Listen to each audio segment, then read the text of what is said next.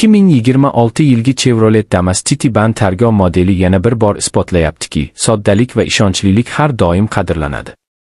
Bu avtomobil yillar davomida shaharda ham, qishloq yo'llarida ham o'zini sinovdan o'tkazgan. Endi esa 2026 yilgi yangilanish bilan yanada qulay va zamonaviy ko'rinishga ega bo'ldi. Damas Citiban Targa avvalo kichik va o'rta biznes egalari uchun mo'ljallangan bo'lib, yuk tashish, savdo va xizmat ko'rsatish sohalarida ideal yordamchi hisoblanadi. Uning ixcham o'lchamlari tor ko'chalarda bemalol harakatlanish imkonini beradi. Shu bilan birga ichki yuk bo'limi kundalik ehtiyojlar uchun yetarlicha keng. Tashqi dizaynda katta o'zgarishlar bo'lmasa-da, 2026 yilgi Damas yanada toza va yigiq ko'rinishga ega. Old qismi sodda, lekin amaliy uslubda ishlangan. Faralar esa kundalik foydalanish uchun yetarli yoritishni ta'minlaydi. Korpus shakli aerodinamik emasdek tuyulishi mumkin, ammo bu avtomobilning asosiy vazifasi tezlik emas, balki ishonchli yuk tashish ekanini unutmaslik kerak.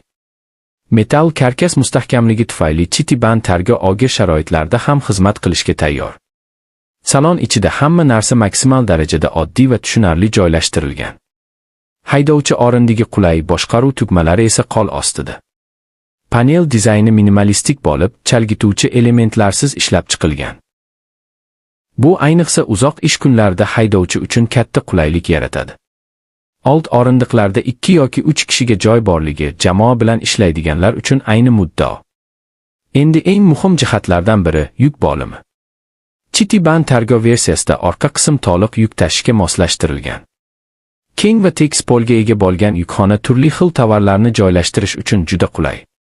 Bu yerda oziq-ovqat mahsulotlari, qurilish materiallari yoki pochta yuklarini bemalol tashish mumkin.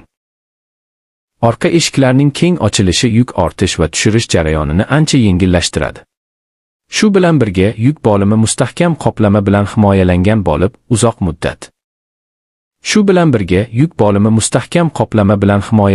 bo'lib, uzoq muddatli foydalanishga mo'ljallangan. Bu yerda video ikkinchi qismga o'tadi, ammo hikoya davom etadi va eng qiziqarli jihatlar endi boshlanadi. 2026 Chevrolet Damas Citiban Targa texnik tomondan ham o'z an'analariga sodiq qolgan. Kapot ostida ishonchli va tejamkor dvigatel joylashgan bo'lib, u kundalik shahar harakati uchun ideal balansni ta'minlaydi. Yoqilg'i sarfi kamligi biznes egalari uchun eng katta ustunliklardan biridir. Ayniqsa yoqilg'i narxlari oshib borayotgan bir paytda Damas o'z tejamkorligi bilan ajralib turadi. Mexanik uzatmalar qutisi soddaligi va chidamliligi bilan mashhur. Ta'mirlash va texnik xizmat ko'rsatish xarajatlari hamyonbop bo'lib, ehtiyot qismlarni topish oson. Shu sababli Damas Citiban Targa ko'plab tadbirkorlar tomonidan uzoq yillardan beri tanlab kelinmoqda. Osma tizimi esa notekis yo'llarda ham yuk bilan barqaror harakatlanishni ta'minlaydi. Xavfsizlik borasida ham minimal, ammo zarur funksiyalar mavjud. Kuchli tormoz tizimi, barqaror rul boshqaruvi va yaxshi ko'rinish haydovchiga ishonch bag'ishlaydi. Bu avtomobil sport mashinasi emas, lekin u o'z vazifasini halol va ishonchli bajaradi. Aynan shuning uchun ham Damas Citiban Targa bozorda o'z o'rniga ega.